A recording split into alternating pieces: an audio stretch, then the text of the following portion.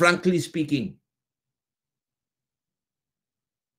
his performance, we are already in political chaos. Can't you see that? I don't even understand, mga kabatas natin, why Ferdinand A. Marcos, this one, Charis, is a majority leader.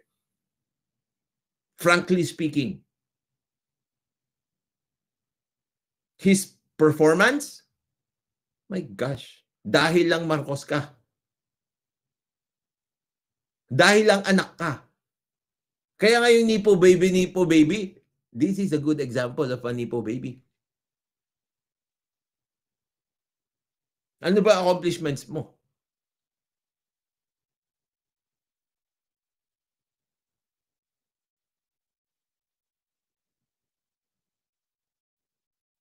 We are in trouble because of you guys.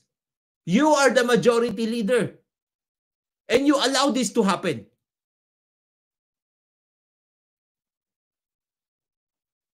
Tapos magsasalita kayo na parang wala kayong involvement when in fact you guys are there?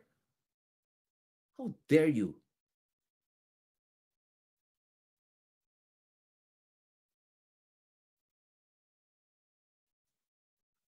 My goodness.